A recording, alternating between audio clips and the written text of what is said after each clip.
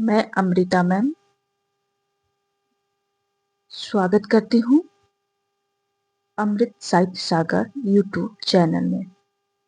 यूपीएचईएससी assistant professor TGT PGT UGC NET JRF की प्रश्नावली में इस प्रश्नावली में आप सभी का स्वागत है।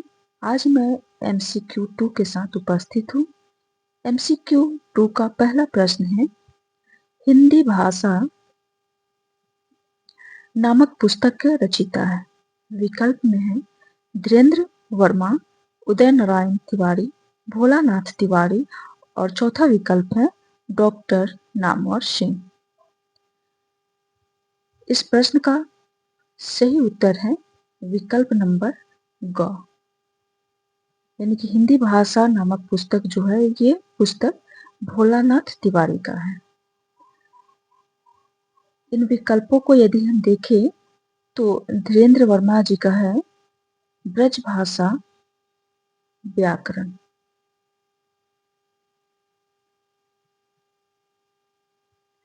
उदय नारायण तिवारी ने लिखा है हिंदी भाषा का उद्गम और विकास, और डॉक्टर नामवर सिंह ने लिखा है हिंदी के विकास में अपभ्रंश का योगदान। तो इस तरह हमने एक प्रश्न के साथ साथ 4 प्रश्न को भी पढ़े।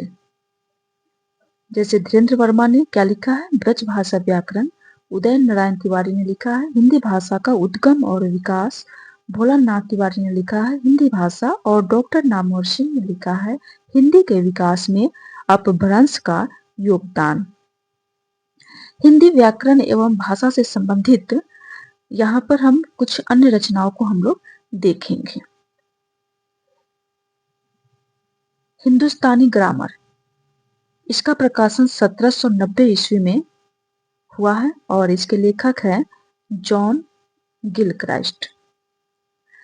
यहाँ पर एक बात नोट करने लायक है कि जॉर्ज ग्रियर्सन और सुनीति कुमार चटर्जी ने हिंदी का प्रथम व्याकरण हिंदुस्तानी ग्रामर को ही माना है, क्योंकि यह अंग्रेजी पद्धति पर लिखा गया हिंदी का प्रथम व्याकरण है। इसके अलावे हम और भी भाषा और व्याकरण से संबंधित पुस्तकों को देखेंगे, क्योंकि हिंदी साहित्य से संबंधित जितनी भी प्रतियोगी परीक्षाएं होती हैं उनमें भाषा और व्याकरण से संबंधित 1 से 2 प्रश्न निश्चित तौर पर पूछे जाते हैं। तो मुझसे जितना हो सका है मैं यहाँ उन पुस्तकों को, उन ग्रंथों को रखने का प्रयास की हूँ। तो पहला हमने देखा था कि हिंदुस्तानी ग्रामर 1790 में जॉन गिलक्राइस्ट का। ये grammar of the Hindustani language, इसके लेखक हैं जॉन बार्थनिक गिलक्राइस्ट। और इनकी एक और रचना है द ओरिएंटल लिंग्विस्टिक, ये भी जॉन बार्थनिक गिलक्राइस्ट की ही रचना है। अगली रचना है ये grammar of the Hindi language, इसके लेखक हैं एच.एस. क्लार्क 1875 ईस्वी में। आधुनिक हिंदी व्याकरण 1896 में, इसके लेखक है ई. Greaves. Short grammar of the मुर्स लैंग्वेज, ये 1779 ईस्वी में, इसके लेखक है हडले। हिंदी कवायद, इनके लेखक है लल्लू लाल। भाषा तत्वबोधिनी 1858 ईस्वी में, इसके लेखक है रामजतन।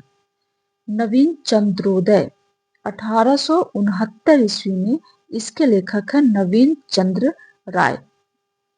हिंदी व्याकरण 1870 ईस्वी में, और इसके लेखक हैं राजा शिव प्रसाद सितारे हिंद।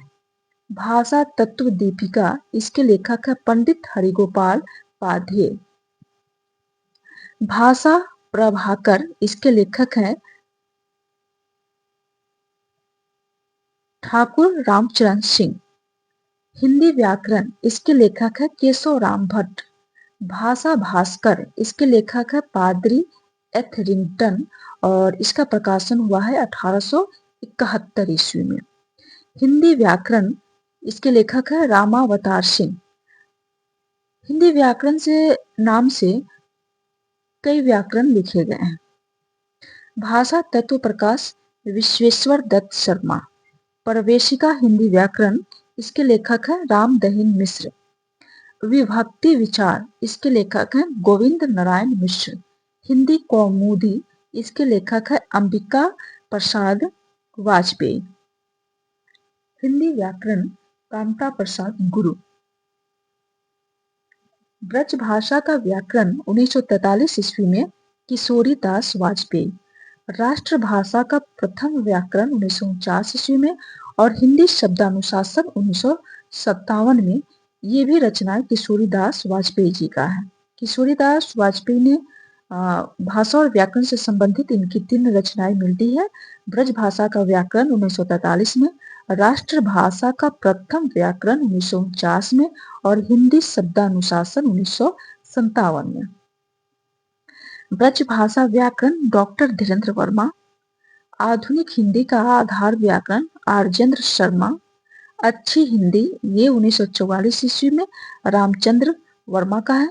हिंदी व्याकरण का विधिवत विवरण ये है शिवेंद्र कुमार वर्मा जी का। व्याकरण दर्पण शिवपूजन सहाय। हिंदी व्याकरण की रूपरेखा दिमसित्स। हिंदी का मौलिक व्याकरण स्वामी निर्मानंद। हिंदी एक मौलिक व्याकरण रमाकांत अग्निहोत्री। परिष्कृत हिंदी व्याकरण बद्रीनाथ कपूर। व्यवहारिक हिंदी व्याकरण तथा रचना हरदेव बाहरी। वृहद हिंदी भास्कर वचनदेव कुमार। आधुनिक हिंदी व्याकरण और रचना वासुदेव नंदन प्रसाद 1959 में। हिंदी भाषा का बृहद ऐतिहासिक व्याकरण यह है आचार्य हजारी प्रसाद द्विवेदी का। हिंदी व्याकरण बरजेश्वर वर्मा का। वर्ण विन्यास की समस्या डॉक्टर हरदेव बाहरी 1950 ईस्वी में।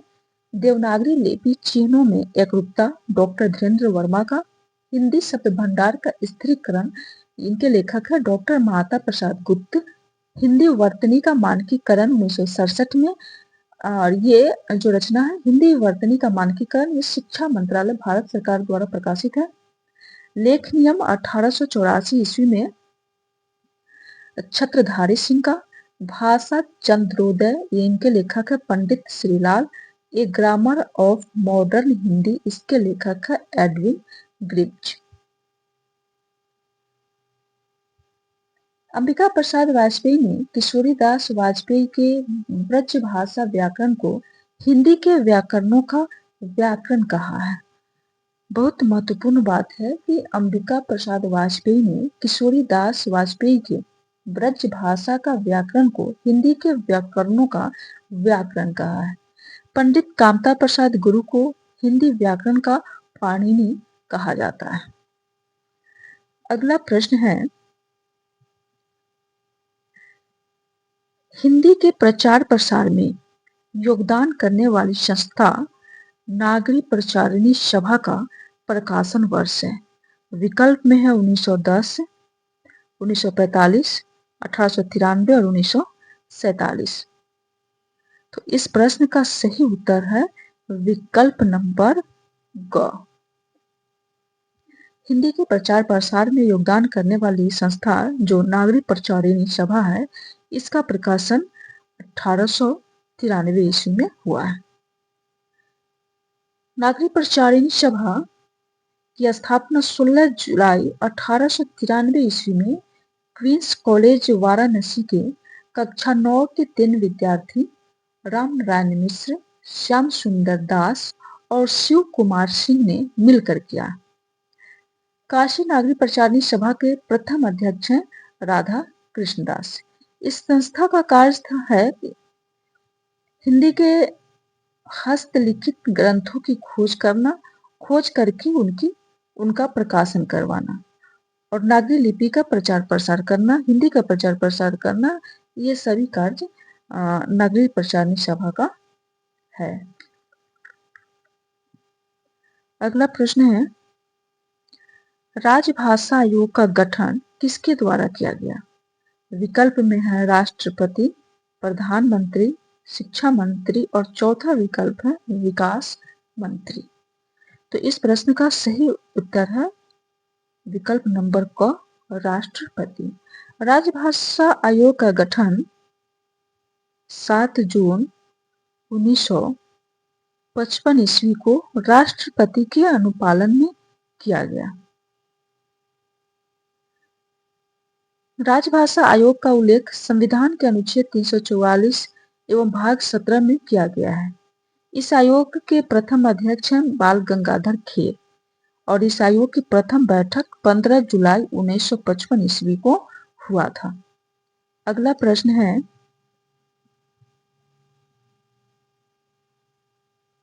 प्रगतिवाद का संबंध किस दर्शन से है? विकल्प में अद्वैतवाद, मीमांसा दर्शन, मार्क्सवाद और चौथा विकल्प है शैव दर्शन। तो इस प्रश्न का सही उत्तर है विकल्प नंबर ग। प्रगतिवाद का संबंध मार्क्सवादी दर्शन से है। अगला प्रश्न है, द्विवेदी युग का कौन सा कवि ब्रज कोकिल के नाम से जाना जाता था?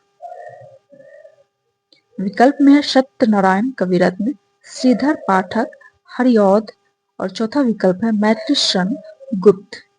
तो इस प्रश्न का सही उत्तर है विकल्प नंबर क। सत्यनारायण कविरत्न को ब्रज कोकिल के नाम से जाना जाता था। अगला प्रश्न है, छायावाद को स्थूल के प्रति सूक्ष्म का विद्रोह किस आलोचक ने कहा है? विकल्प में है नंद दुलारे वाजपेयी, राम स्वरूप चतुर्वेदी, डॉक्टर नगेंद्र और डॉक्टर राम कुमार वर्मा। तो छायावाद को स्थूल के प्रति सूक्ष्म का विद्रोह कहा है डॉक्टर नगेंद्र ने। इसलिए इस प्रश्न का सही उत्तर होगा विकल्प नंबर ग।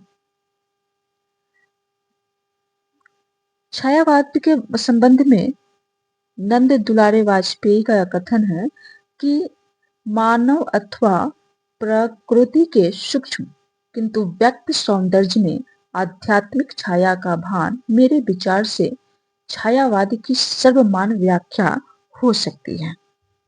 राम स्वरूप चतुर्वेदी ने कहा है कि छायावाद मूलतः शक्ति काव्य है, पुनर्जागरण चेतना का व्यापक और सूक्ष्म रूप है। डॉक्टर राम कुमार वर्मा ने छायावाद के संबंध में इनका कथन है कि जब आत्मा की छाया परमात्मा में और परमात्मा की छाया आत्मा में पड़ने लगती है तब छायावाद की सृष्टि होती है। बढ़ती हूँ अगले प्रश्न की तरफ। अगला प्रश्न है, प्रेमचंद शताब्दियों से पददलित, अपमानित और उपेक्षित कृषकों की आवाज थे।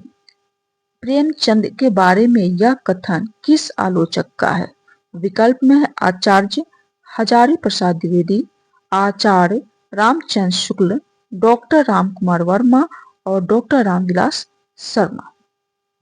तो इस प्रश्न का सही उत्तर है विकल्प नंबर क, यानी कि प्रेमचंद शताब्दियों से पददलित, अपमानित और उपेक्षित कृषकों की आवाज थे। प्रेमचंद के संबंध में यह कथन आचार्य हजारी प्रसाद द्विवेदी जी ने कहा है। अगला प्रश्न है, अंग्रेजी के प्रसिद्ध उपन्यासकार आर्थर कॉनन डॉयल से हिंदी का कौन सा उपन्यासकार प्रभावित था? विकल्प में है देवकी नंदन खत्री, दुर्गा प्रसाद खत्री, गोपाल राम गहमरी और जयशंकर प्रसाद। तो इस प्रश्न का सही उत्तर है विकल्प नंबर ग। गोपाल राम गहमरी को आर्थर कॉनन डॉयल कहा जाता है। गोपाल राम गहमरी को हिंदी का कॉनन डॉयल कहा जाता है। गोपाल राम गहमरी को हिंदी में जासूसी उपन्यासों का प्रवर्तक माना जाता है। इनके प्रमुख उपन्यास है अद्भुत लाश, बेकसूर की फांसी, सरकटी लाश, खूनी कौन, बेगुनाह का खून, जासूस की भूल, अद्भुत खून आदि इनके उपन्यास हैं। देवकी नंदन खत्री को हिंदी में तिलस्मी अय्यारी उपन्यासों का प्रवर्तक माना जाता है। दुर्गा प्रसाद खत्री ये देवकी नंदन खत्री के पुत्र है और प्रसाद जो है ये छायावाद के प्रतिनिधि कवि है। अगला प्रश्न है, हिंदी कहानी का विकास माना जाता है विकल्प में 1850 ईस्वी में, 1900 ईस्वी में, 1902 ईस्वी में या 1903 ईस्वी में। इस प्रश्न का सही उत्तर है विकल्प नंबर ख। हिंदी कहानी का विकास माना जाता है 1900 ईस्वी में। अगला प्रश्न है, बुधगुप्त एवं चंपा किस कहानी के पात्र हैं? विकल्प में पुरस्कार, आकाशदीप, इंद्रजाल और प्रतिध्वनि।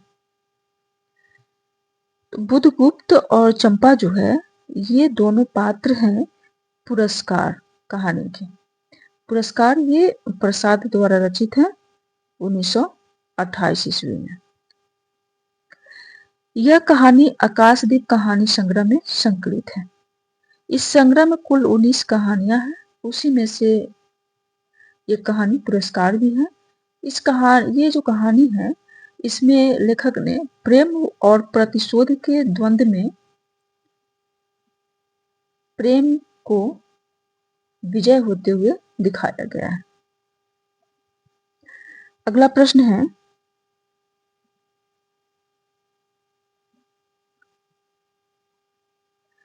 ब्रज भाषा में यद्यपि कुछ मिठास है पर यह इतनी जनानी बोली है कि इसमें सिवाय श्रृंगार के दूसरा रस आ नहीं सकता। श्रृंगार यहाँ पे अशुद्ध है।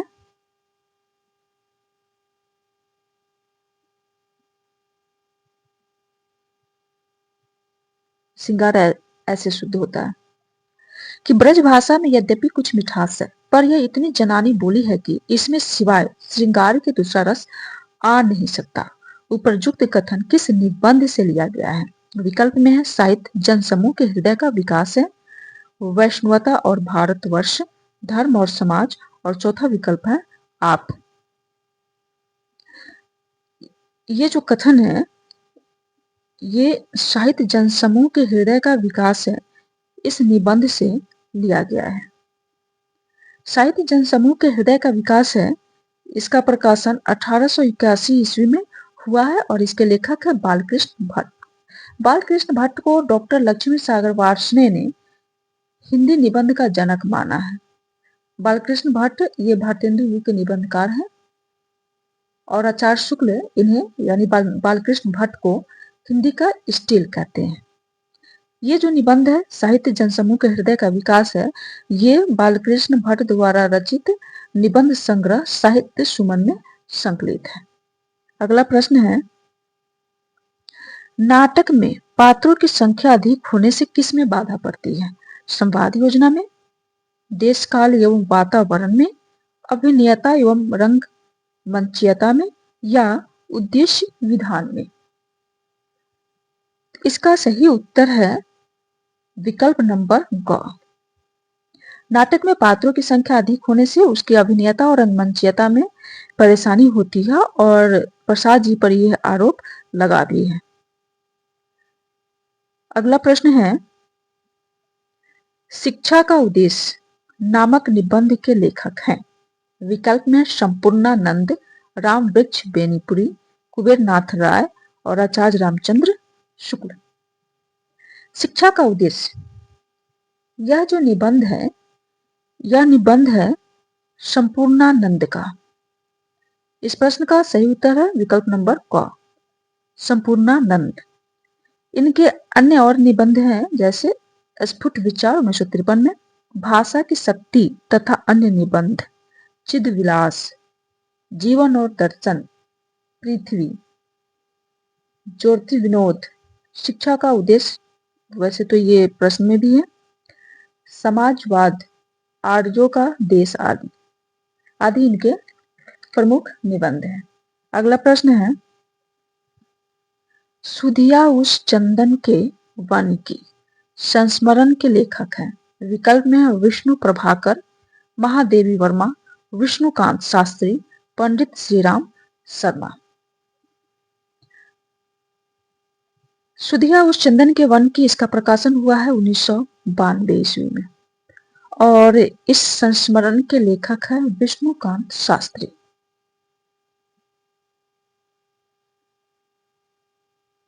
विष्णुकांत शास्त्री ने इस निबंध का ये जो निबंध शीर्षक है सुधिया उस चंदन के वन की, ये गिरिजा कुमार माथुर जी की एक कविता है, कौन थकान हरे जीवन की। इस कविता से उन्होंने यह शीर्षक लिया है। इनके अन्य संस्मरण हैं स्मरण को पाथे बनने दो 1978 में पर, और इनका दूसरा है ये सुधिया उस चंदन के वन की 1992 में, और इनके तीसरा संस्मरण है पर साथ साथ चल रही याद 2004 ईस्वी में।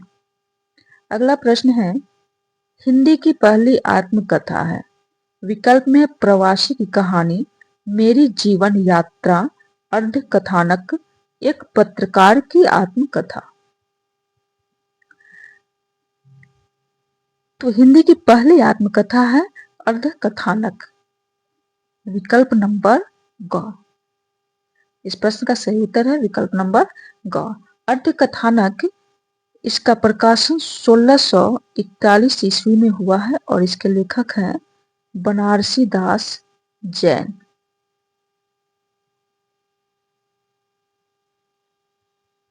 प्रवासी की कहानी यदि देखें तो ये भी आत्मकथा, इसमें चारों आत्मकथा ही है।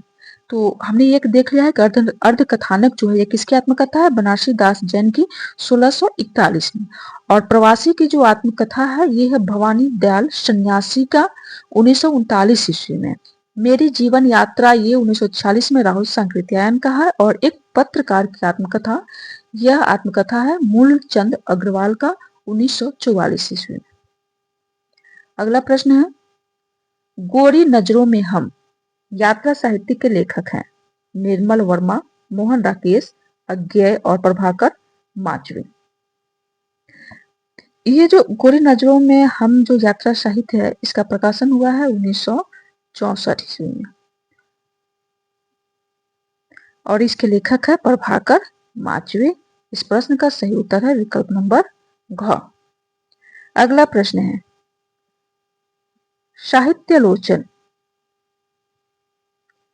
साहित्यालोचन कृति के रचनाकार हैं, विकल्प में हम महावीर प्रसाद द्विवेदी, श्याम सुंदर दास, नंद दुलारे वाजपेयी, रामचंद्र शुक्ल। तो साहित्यालोचन जो ये कृति है ये 1922 ईस्वी की रचना है और इसके लेखक है आचार्य हजारी प्रसाद द्विवेदी।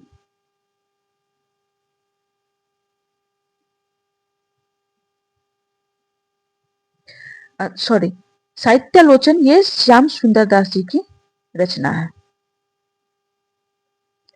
साहित्यालोचन ये जो कृति है इसके लेखक हैं श्याम सुंदर दास। इस प्रश्न का सही उत्तर है विकल्प नंबर ख। इनकी अन्य आलोचनात्मक रचनाएं हैं और ये साहित्यालोचन जो है ये 1922 ईस्वी में इसका प्रकाशन हुआ है। इसके अलावा इनकी अन्य आलोचनात्मक रचनाएं हैं भारतीय नाट्य शास्त्र 1926 में, गोस्वामी तुलसीदास 1928 में, हिंदी भाषा और साहित्य 1930 में, रूपक रहस्य 1931 में। अगला प्रश्न है लंका महाराजिन के रचयिता हैं ओंकार शरद, अज्ञेय, सेठ गोविंददास और चौथा विकल्प है अमृतलाल नागर। इस प्रश्न का सही उत्तर है विकल्प नंबर क ओंकार शरद। ये जो रचना है 1950 ईस्वी में इस रचना का प्रकाशन हुआ है और इसके लेखक है ओंकार शरद।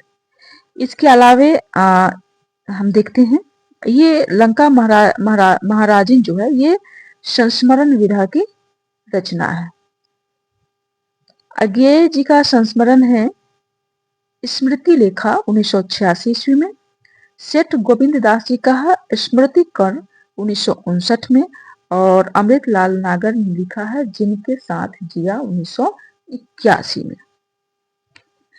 लंका महाराजिन जो क्या है ये संस्मरण है और इसके लेखक हैं ओंकार शरद और इसका प्रकाशन हुआ है 1950 में। तो इस प्रश्न का सही उत्तर है विकल्प नंबर क। अगला प्रश्न है,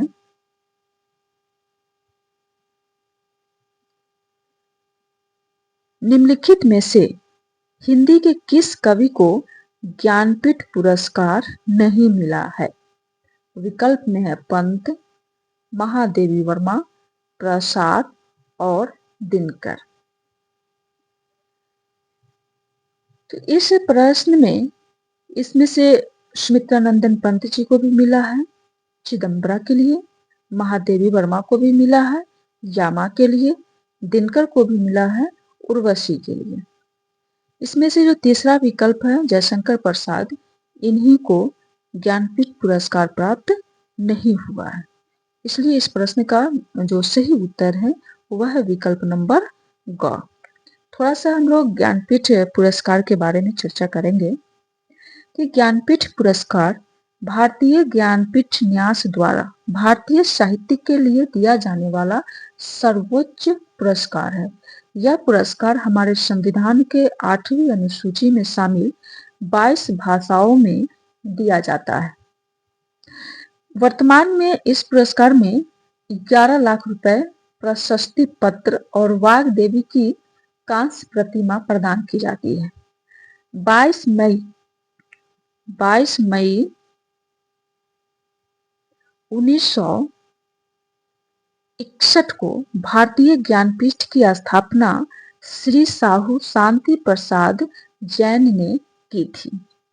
प्रथम ज्ञानपीठ पुरस्कार मलयालम लेखक श्री शंकर कुरुप को और हिंदी भाषा के लिए प्रथम ज्ञानपीठ पुरस्कार 1968 ईस्वी में प्रकृति के सुकुमार कवि सुमित्रानंदन पंत को चिदम्बरा काव्य के लिए दिया गया है। 1984 के बाद भारतीय ज्ञानपीठ पुरस्कार कृति विशेष को न देकर बल्कि संपूर्ण साहित्य के लिए दिया जाने लगा।